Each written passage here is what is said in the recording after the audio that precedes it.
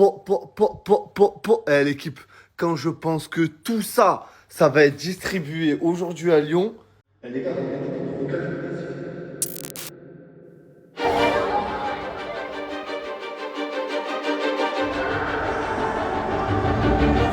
regardez le nombre d'articles sur moi, les gars. C'est un truc de fou, je suis carrément en tendance Google. Actuellement, près de 6000 personnes sont dans le centre-ville de Lyon, alors que j'ai donné aucun lieu de rendez-vous.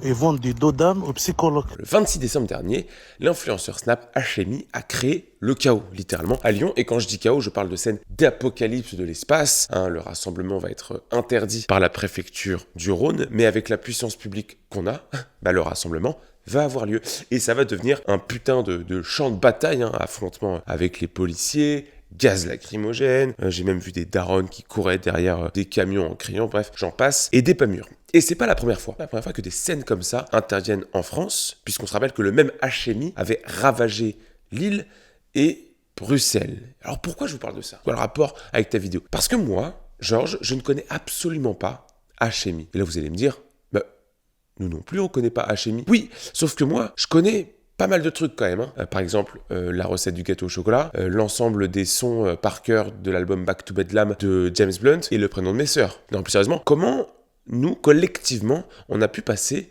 à côté d'un influenceur qui n'est pas genre un mec sur le côté, mais qui est une véritable superstar, pour certains, capable, comme je vous le montrais, de créer des émeutes partout où il va. Et est-ce que finalement, on serait pas en présence, là, d'un des symptômes d'une société qui n'a plus grand-chose en commun, qui s'est archipélisée? Qu'est-ce qu'on a en commun avec ceux qui suivent et qui idolâtrent des influenceurs Snap? Je vous le demande très sérieusement. Aujourd'hui, on répond à toutes ces questions, mais aussi à plein d'autres questions sur les influenceurs Snap et sur ce qu'ils disent, malgré eux, de la France ou de la fin de la France. Mais avant tout, je t'invite à liker, à commenter, à partager et surtout à t'abonner à la chaîne de Georges. C'est super important pour le référencement. Je te laisse 2 secondes pour le faire. Vous êtes sur la chaîne de Georges et vous regardez une petite enquête assez sympa, mais qui va faire parler d'elle, je le sais. Là, c'est parti.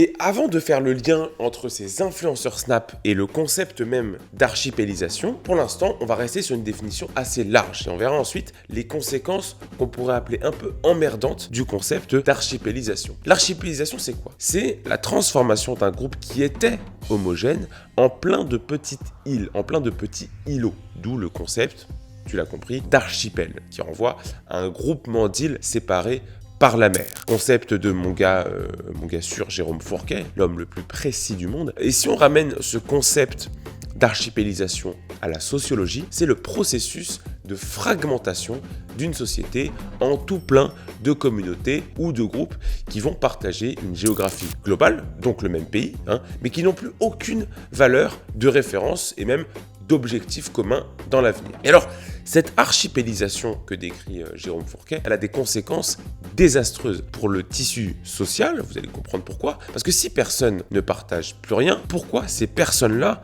resteraient dans la même géographie? Et nos influenceurs, alors, quel lien avec ce concept d'archipélisation? Qui sont-ils et quels sont leurs réseaux? Je vais vous prendre 2 influenceurs, dont un que j'abordais dans l'introduction de la vidéo, et ces 2 influenceurs qui sont extrêmement symptomatiques. On parle d'Hemi, alors lui c'est un influenceur Snap qui émerge en 2023, ça donne d'ailleurs une bonne idée de la vitesse d'exploitation des influenceurs Snap, puisque 2023 c'est il y a 1 an et demi, et en 1 an et demi il a réussi à devenir assez important pour faire des émeutes à Lyon. Pas rien. 2023, c'est l'année où il commence à lancer des concours. C'est des concours pour gagner des smartphones, des sacs de luxe et même j'ai vu qu'il faisait gagner des voitures. Ce Hemi, il est suivi par 8 millions d'abonnés sur la plateforme Snap, notamment connu pour ses chasses au trésor dans les villes de France et des gigantesques cache-cache. Il lance ensuite un réseau de formation d'entrepreneurs appelé sobrement la Moula Club. Et qu'est-ce qu'il foutait à Lyon, ce HMI, pour créer autant de grabuge? Justement, il organisait un de ses concepts, à savoir une distribution de cadeaux géantes d'une valeur de 100 000 €. C'est le HMI Tour. Mais on pourrait aussi, et on va le faire, parce que c'est ma vidéo et je fais ce que je veux, on pourrait aussi aborder la figure de Nasdas. Alors lui, c'est un peu le daron de tous les influenceurs Snap. Nasser Sari, pour les intimes, originaire du quartier de Saint-Jacques à Perpignan. D'ailleurs, je salue mon monteur qui regarde cette vidéo, qui la monte d'ailleurs, puisqu'il est originaire de là-bas. Nasdas, lui, c'est le numéro uno, le number one, avec quasiment 9 millions d'abonnés sur Snap. Il est connu pour distribuer des liasses dans la rue, il est connu pour raconter le quotidien de sa ville autour du concept désormais fameux de la chienneté. En fait, c'est vraiment une série de sociologie humaine qu'il fait avec ses copains à Perpignan. Ragnar, tu sais que non, mais je suis pas content. Hein. Tu sais très bien que t'es un de mes petits préférés. Pourquoi tu te balades avec ça? Tous les jours il fait ça? Tous les jours il fait ça, Claudia? C'est normal ça donc? Hein? Ça y est, il est grand. Il est grand, non, je rigole pas. En fait, ce qui va nous intéresser, c'est que Nasdas, cette semaine, il a été vu plus de 40 millions de fois en story. 40 millions de fois. C'est stratosphérique. J'ai pris ces deux influenceurs Snap parce que, selon moi, ils sont symptomatiques, mais on pourrait prendre plein d'autres exemples aussi. Là, vous me voyez venir, vous commencez à me connaître, vous commencez à faire les petits liens, à connecter les petits fils. On va le trouver, le colonel Moutarde avec la clé anglaise dans son salon. Parce que avant de voir comment on peut analyser l'émergence, l'arrivée de ces influenceurs Snap comme une preuve évidente de l'archipélisation du pays, il faut voir ce qui a rendu possible cette archipélisation en France. Et bien selon Jérôme Fourquet, j'en avais parlé dans une vidéo précédente, il y a deux dynamiques, deux mouvements parallèles qui vont permettre à la France de s'archipéliser. Le premier mouvement, c'est la fin des grands socles communs, soit le christianisme et la nation française. Et un autre mouvement parallèle, c'est la montée en puissance de la société individualiste via la mondialisation. Donc d'un côté, on n'a plus le ciment commun, le moule commun qu'offrait la religion et l'identité commune qui était la France, et de l'autre, ce qui est proposé à l'individu, c'est justement une société d'individus sans collectif, d'une culture qui n'est plus vraiment française, mais qui emprunte un peu à tout, la culture japonaise pour certains, la culture américaine pour tous. Meilleur exemple, c'est Netflix ou TikTok. Le divertissement est le même dans les foyers américains, chinois ou français. Zygmunt Bauman, que j'ai déjà abordé plusieurs fois sur cette chaîne, qui parle de la société liquide. Alors pour lui, la société liquide, c'est la société où il n'y a plus de repères fixes pour tous, où chacun a un peu son propre référentiel, un peu à la carte, où il n'y a plus de notion collective dans ces sociétés liquides et dans cette archipélisation. Et en fait, elle est là, l'archipélisation. Elle est sous nos yeux. La traduction de l'archipélisation, c'est pas tant qu'il y ait des mecs comme HMI ou Nasdas qui existent. C'est même pas le fait que ce soit des idoles. Pour certains, il y a toujours eu des idoles dans l'histoire de l'humanité et a fortiori en France, même si ça pose d'autres problèmes en termes d'adoration, mais c'est un autre débat. La traduction de l'archipélisation via ces influenceurs Snap, c'est que ceux qui sortent de leur bulle d'influence, de leur communauté ou de leur tribu, et ben nous, qui ne sommes absolument pas dans cette bulle d'influence, on ne sait absolument pas qui sont ces gens qui sont adorés par une autre archipel. Typiquement, quand ces scènes de chaos sont apparues sur les réseaux sociaux, la plupart des réactions, c'était pas « Oh, il y a de la violence, je me rends sur place et condamne ». Non, c'était « Mais qui sont ces gens qui créent autant de grabuge quand ils font des déplacements ?» Et les médias mainstream sont obligés de prévenir leur propre tribu, leur propre communauté sur qui sont ces nouveaux influenceurs via des articles que vous avez forcément dû pouvoir passer, à savoir « Mais qui sont ces superstars sur Snap qui défrayent la chronique ?» Et ça pose un vrai problème qu'on doit analyser, qui est un problème de référentiel. L'exemple que donne souvent Jérôme Fourquet, qui est aussi dans son livre, est assez intéressant. Il prend l'exemple de TF1. En 1988, TF1, c'était 44,8% de part d'audience, ce qui est gigantesque. C'est une époque sans replay, sans VOD, donc tu étais juste devant TF1. Et juste TF1, tu zappais pas, tu étais devant TF1. Conséquemment, le lendemain, à la machine à café, au bistrot, au bureau et même dans la cour de récréation pour les plus chanceux d'entre nous, tout le monde pouvait parler du film diffusé la veille, parce que tout le monde l'avait vu.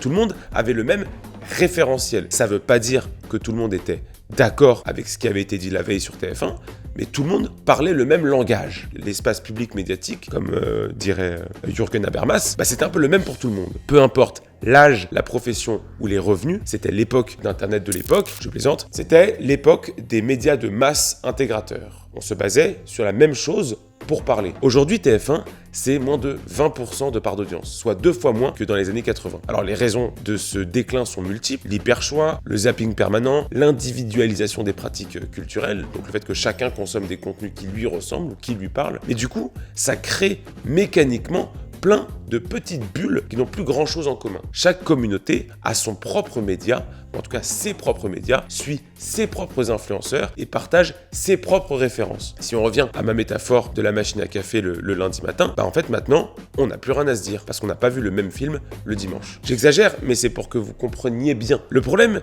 c'est qu'en explosant les grandes structures communes, nations et religions, on a créé plein de micro-communautés, plein de tribus. Et ces tribus, aujourd'hui, elles ont 3 caractéristiques qui sont assez incroyables, voire, on le verra à la fin de la vidéo, extrêmement dangereuses. Donc les 3 caractéristiques, c'est que ces archipels sont grandes, voire gigantesques, qu'elles ne dialoguent plus entre elles et qu'elles sont irréconciliables. Là, ce qui est important de rappeler pour comprendre la suite de la vidéo, c'est que ces micro-communautés ont évolué de manière parfaitement autonome pour devenir des communautés totalement indépendantes, sans aucune ou presque aucune interaction avec d'autres communautés. Et ça, le meilleur exemple, c'est que nous, vous qui regardez cette vidéo, si vous ne connaissez pas Nasdaq ou Hashemi, vous n'avez jamais entendu parler de Nasdaq ou Hashemi, tandis que d'autres personnes qui suivent Nasdaq ou Hashemi le voient tous les jours.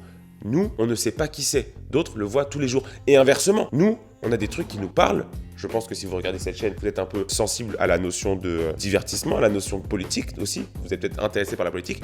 Ce qui vous intéresse, vous, ne parle absolument pas, sans doute, à ceux qui regardent Nasdaq ou Hashemi. Ces 2 archipels qui ne dialoguent pas. Et pourquoi ils ne dialoguent pas ? Ils ne dialoguent pas à cause d'un concept. Et ce concept-là, il est développé par Gérald Bronner dans ses travaux sur l'impact cognitif du divertissement. Ça s'appelle la radicalisation cognitive. En gros, les membres de ces tribus, de ces archipels, évoluent en cercle fermé. Et ce cercle-là, puisqu'il est déconnecté du reste des cercles, il a tendance à se radicaliser tout seul. En fait, l'image qui serait judicieuse ici, c'est le système solaire. S'il n'y avait plus de gravité, les planètes erreraient, du verbe errer, de plus en plus, loin les unes des autres, jusqu'à trouver un autre centre de gravité sur lequel elles peuvent se raccrocher. Et quand on prend toutes les communautés en France, toutes les tribus qu'il y a en France, on observe que leurs revendications se sont aussi radicalisées à mesure qu'elles s'isolaient du reste de la population française, ou en tout cas du plus grand nombre des Français. Par exemple, 71% des jeunes musulmans réfutent la théorie de l'évolution selon l'IFOP et estiment que la science fait plus de mal que de bien pour 17% d'entre eux. Et ces chiffres-là sont en explosion ces 10 dernières années. En gros, et je l'avais déjà dit, je l'avais déjà montré dans une vidéo, en gros, les jeunes sont bien plus radicaux que leurs parents lorsqu'ils parlent de religion. Pareil pour les communautés écologiques, un chiffre qui a explosé ces 20 dernières années, c'est l'acceptation des violences écologiques. En 2023, il y avait 26% des jeunes qui trouvaient les violences écologiques compréhensibles et 8% qui les justifiaient totalement. Et ces chiffres sont en hausse depuis les 10 dernières années. Un autre exemple sur une communauté analysée par Jérôme Fourquet, c'est les Turcs. En France, les Turcs sont bien plus conservateurs et de droite que les Turcs vivant en Turquie ou que les Français. Au référendum constitutionnel turc de 2017, 65% des Turcs vivant en France ont voté en faveur des réformes proposées par Erdogan, ce qui est bien au-delà des chiffres de certains Turcs vivant en Turquie. Je pense notamment aux Turcs des villes. On peut aussi parler des communautés féministes radicales. Terra Nova avait montré que 12% des jeunes femmes adhéraient à un féminisme radical il y a 10 ans et aujourd'hui, devinez quoi, elles sont 22%. Avec, je vous le donne en mille, une forte capacité, je cite, à couper les ponts avec les discours les plus modérés. Radicalisation de l'archipélisation. Je crois que j'ai pas besoin d'expliquer ou de prouver qu'elles sont gigantesques. Je parle des tribus, pas des féministes. Nasdaq, qui fait 40 millions de vues sur Snap pour 8 millions d'abonnés, c'est pas colossal, c'est gigantesque. C'est 10% des Français. Ça lui donne carrément un rôle de personnalité publique et politique dans sa propre ville. On pourrait aussi parler d'autres communautés extrêmement influentes, certaines communautés religieuses. On pense au site de rencontres communautaires Mektoub, avec plus de 300 000 utilisateurs par mois, ou J-Date pour les juifs. Ce qu'on dit très long d'ailleurs, puisqu'un site de rencontre communautaire, c'est précisément le refus de s'ouvrir aux autres communautés en favorisant ce qu'on appelle l'endogamie, donc les mariages intracommunautaires. Mais cette archipélisation, qu'elle soit communautaire, culturelle, religieuse ou même politique, comme je vous le disais, est auto-radicalisante. Alors c'est moi qui ai inventé le concept d'auto-radicalisation, mais l'idée c'est que l'archipélisation porte en elle un processus de radicalisation. Et c'est là que les algorithmes des réseaux sociaux rentrent en jeu. Ces algorithmes, je vous en ai déjà parlé, ont un seul objectif, c'est de te faire rester sur la plateforme. Alors petite anecdote à ce sujet, c'est que le sujet des algorithmes et de l'addiction aux réseaux sociaux, c'est d'ailleurs ma première vidéo de ma vie public sur la chaîne VA+. Vous pourrez la regarder si vous êtes un peu des diggers. Voilà. Donc, on va progressivement être exposé à des contenus qui nous renforcent dans nos convictions et qui nous enferment idéologiquement. Et plus grave encore, on a un miroir déformé sur la réalité. À cause des algorithmes, on pense que nos centres d'intérêt sont et doivent être ceux de la masse. Cette déformation, elle n'est pas forcément violente, mais elle est radicale, comme l'avait montré Gérald de Bronner dans son Apocalypse cognitif que j'ai déjà mentionné un peu plus haut. Et le plus important dans ce processus, c'est qu'on n'est pas exposé à l'autre et à ce qu'il pense. On sait pas ce qu'il pense. On devient progressivement étranger à l'autre. On ne se renseigne pas de la même manière, on n'a pas les mêmes centres d'intérêt, on n'a pas les mêmes sensibilités, on n'a pas les mêmes idoles, on n'a pas le même humour, enfin bref, on n'a rien en commun. Et j'en reviens à mes 2 snappers en introduction. C'est l'exemple parfait, selon moi, de l'archipélisation. On évolue séparément. On a nos propres codes, on a nos propres vannes, on a nos propres interdits moraux, on a nos propres valeurs. Le tout renforcé, voire accentué, voire créé par des algorithmes qui nous enferment dans ce cloisonnement mental. Et quand tu passes en moyenne 4 heures sur ton smartphone, c'est plus de 1460 heures par an d'exposition. C'est gigantesque. Mais alors, ce que n'aborde jamais Jérôme Fourquet, et on comprend un peu pourquoi, c'est le risque. Bah ouais, parce que à première vue, avoir des communautés aussi grandes en France, à l'image des influenceurs Snap, 8 millions d'abonnés, c'est pas grave en soi. Pas grave, c'est juste des changements dans la structure de notre pays. C'est une forme d'américanisation de la France, mais en vrai, c'est pas grave, tu vois. Enfin, je veux dire, c'est pas triste. Oui, mais non. Ce qui va caractériser ces micro-tribus, ces micro-communautés, voire ces communautés, c'est des valeurs. Et ces valeurs-là, puisque l'école ne remplit plus son rôle, puisque la nation est une communauté parmi tant d'autres, tout comme la religion, ces valeurs-là ne sont pas les mêmes pour tout le monde. Et quelque part, vous allez me dire, d'accord, si on n'a pas les mêmes valeurs, c'est pas grave. Bah si, c'est un peu grave. Et c'est même très grave. Parce que l'absence de valeurs communes entraîne plein de conséquences dramatiques pour la société. Ce que les spécialistes appellent une perte de sensibilité collective. C'est-à-dire qu'on ne va pas être sensible aux mêmes choses, aux mêmes drames. Il y a des drames qui vont toucher certaines communautés, certains archipels, et pas d'autres. Et inversement. Par exemple, l'IFOP a démontré que les attentats ont été bien moins condamnés par les jeunes issus de l'immigration que par les Français de souche. Chez les jeunes musulmans scolarisés, on a des chiffres qui sont lunaires. 31% n'expriment pas de condamnation totale à l'égard de l'auteur des attentats. C'est 2 fois plus que chez l'ensemble des Français musulmans. Quand je vous disais que les jeunes sont radicalisés vis-à-vis de leurs aînés, vis-à-vis de leurs parents, là on est en plein dedans, quoi. Tendance assez lourde, puisque en 2016, le démographe Jean-François Mignot du CNRS, pas ouf la réputation du CNRS en ce moment, bref, avait démontré que 45% des élèves se déclarant musulmans ne condamnaient pas ou comprenaient les raisons des auteurs des attentats de Charlie Hebdo. Et on pourrait continuer très longtemps sur le conflit israélo-palestinien qui touche bien plus certaines communautés que d'autres, sur le conflit en Ukraine, sur des drames qui ont touché Thomas, Lola, Axel Dorier et compagnie, enfin bref, chaque communauté aujourd'hui en France a son propre référentiel émotionnel et est incapable de comprendre la sensibilité de l'autre. Et si je prends l'exemple de la communauté musulmane, c'est pas parce que je suis obsédé par ça, c'est que dans les chiffres, c'est celle qui est la plus grande et la plus radicalisée. Me retrouve cette même absence de sensibilité selon les classes sociales. Par exemple, pendant les Gilets jaunes, 68% des classes populaires soutenaient le mouvement des Gilets jaunes contre 39% des cadres supérieurs. Il faut aussi rajouter que l'archipélisation communautaire peut parfois exister ou se confondre même avec l'archipélisation géographique. C'est ce que montrait Christophe Guilluy dans La France périphérique, où les centres d'intérêt de cette France sont de plus en plus éloignés de la France des centres-villes. Enfin, plus spécifiquement, c'est l'archipel des centres-villes qui évolue de manière totalement indépendante du reste de la France depuis maintenant 30 ans. Et juste à écouter un discours vegan, antinational, un discours trans ou inclusif pour comprendre que cet archipel des villes, voire des centres-villes, s'est radicalisé contre la France majoritaire, en totale indépendance. Mais cette radicalisation, encore une fois, c'est le fruit d'un entre-soi, parce que quand on parle d'entre-soi bourgeois, en fait, c'est juste un entre-soi de l'archipel bourgeois. Comme c'est bourgeois, on a l'impression que c'est la pensée dominante. Certes, c'est la pensée dominante, dominante, mais ça reste surtout un archipel. On va donc avoir un archipel des banlieues, un archipel des centres-villes, un archipel des campagnes ou des petites villes, et tous ces archipels-là ne dialoguent pas et n'ont absolument plus les mêmes référentiels ou les mêmes sensibilités. Donc on est parti d'influenceurs Snap pour montrer que les Français n'avaient plus beaucoup de choses en commun, plus les mêmes centres d'intérêt. On a expliqué que cette archipélisation entraînait la perte d'un langage commun. Wallah, qu'ils viennent ces klebs de Babtou. Que cette archipélisation entraînait une radicalisation de cette même archipélisation et donc, à terme, des dangers pour notre beau pays. Et là, vous allez me dire, oui, mais mis à part 2-3 conflits très spécifiques, c'est pas si grave. Si tous ces archipels cohabitent ensemble, le fameux vivre ensemble, parce que le vivre ensemble, c'est quoi? C'est la cohabitation de plusieurs archipels. Alors, est-ce que c'est pas grave? Bah si, c'est un peu emmerdant. Et c'est emmerdant pour 3 raisons. La première, je vais pas rester très longtemps parce qu'elle est facilement compréhensible, c'est un problème qui est politique. Comment on dirige un pays archipélisé? Comment on fait société avec autant de petites communautés? Parce que chaque décision doit respecter toutes les sensibilités et tous les points de vue, puisque la notion de bien commun n'existe plus. Donc, le premier problème, c'est que c'est très difficile à diriger une cité archipélisée ou un pays archipélisé. Le deuxième problème, c'est plus emmerdant, c'est un risque d'influence étrangère. Alors là, c'est vrai qu'à première vue, on voit pas trop comment l'archipélisation peut avoir un lien avec l'étranger. Bah, c'est assez simple en fait en vérité. Les archipels évoluent et se radicalisent en totale indépendance vis-à-vis du plus grand nombre, donc vis-à-vis du groupe encore majoritaire, à savoir en l'espèce les Français. Ces archipels sont parfois extrêmement critiques de la France. Donc tous les discours de l'extérieur critique des Français ou de la France vont avoir un écho assez fort dans ces archipels. Soit parce que ces archipels sont des représentants de cette puissance extérieure, c'est l'exemple des diasporas, et on l'a vu récemment avec les influenceurs algériens qui critiquaient la France. Comment ne pas y voir une ingérence de l'Algérie en France, hein? Donc soit ils sont le produit d'une diaspora étrangère, soit parce que la puissance extérieure qui critique la France s'adresse directement à cet archipel.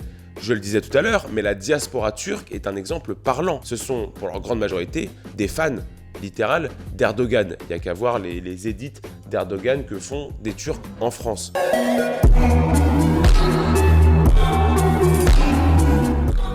Le Miligorus, donc l'organe de propagande et d'influence du pouvoir turc, contrôle aujourd'hui 70 mosquées sur les 2600 mosquées présentes sur le territoire. Donc la Turquie et les services secrets turcs vont utiliser l'archipélisation, en l'occurrence l'archipélisation des Turcs en France, pour faire littéralement de l'ingérence dans les affaires politiques françaises. Il n'y a qu'à voir le rôle de l'organisation dans la ville de Strasbourg. Les mecs tiennent littéralement par les couilles la mairie écolo. Et cette communauté turque devient de plus en plus puissante, de plus en plus influente en France, quitte à théoriser exactement comme c'est le cas en Turquie, d'autres communautés. C'était le cas en 2020 à Lyon ou à Vienne, où on avait eu des affrontements, littéralement, je veux dire des affrontements physiques entre Turcs et Arméniens pendant la guerre du Haut-Karabakh, ou des affrontements entre des groupes d'extrême droite turcs, donc les Lougris, et des Kurdes. Donc il représente une étape extrêmement avancée de l'archipélisation. C'est même plus le fait de vivre entre communautés, c'est l'importation des conflits de l'étranger sur le sol français,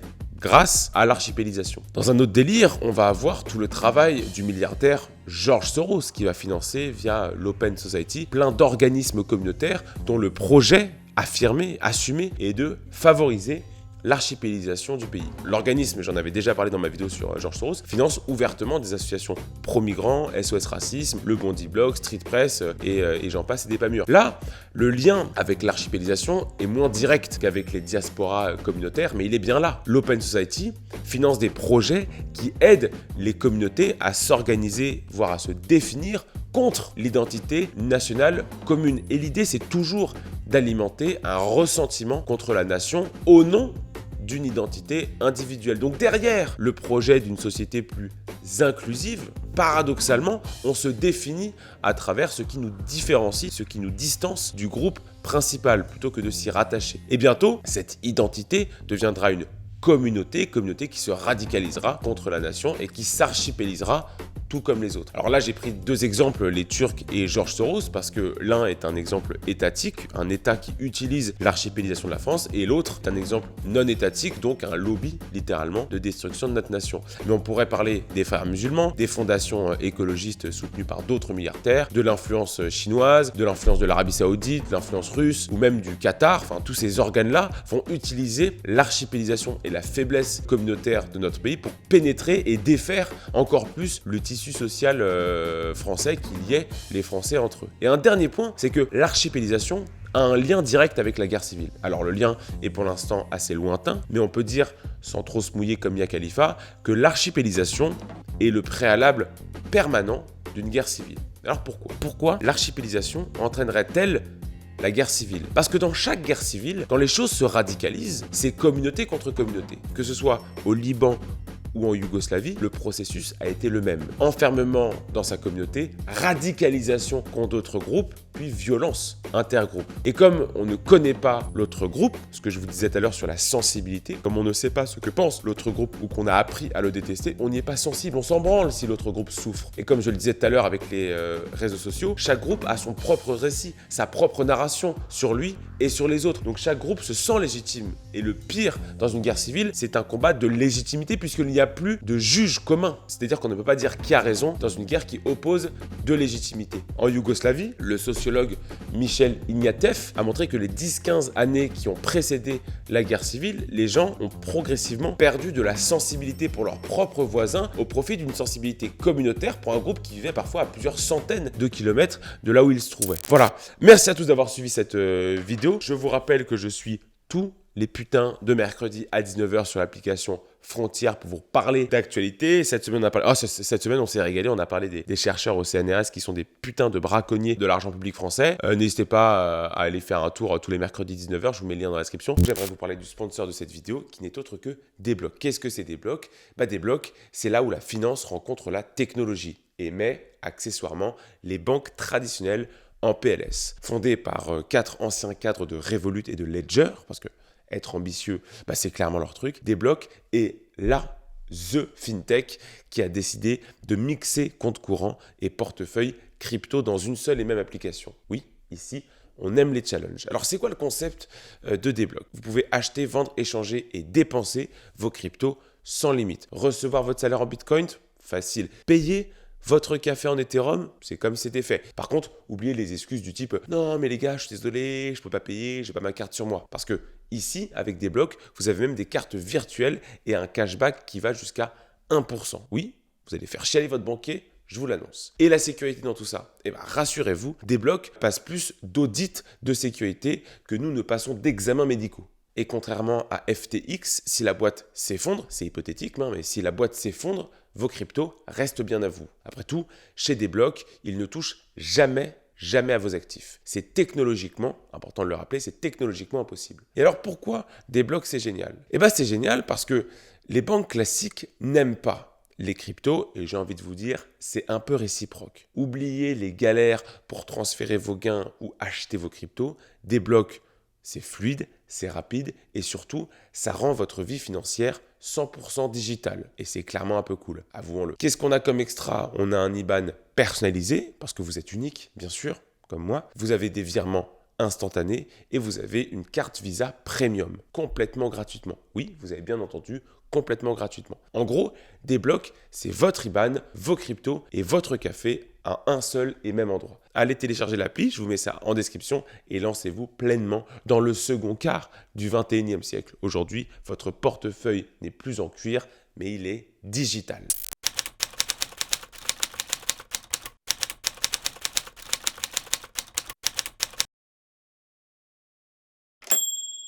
Merci aux sponsors de cette vidéo, Débloc, vous me régalez, c'est cool de me faire confiance. Merci à vous qui êtes restés jusqu'à là pour cette vidéo, c'est dingue. Qu'est-ce que vous en avez pensé ? Dites-moi vos commentaires, qu'est-ce que vous pensez de cette archipélisation ? Va-t-on s'en sortir ?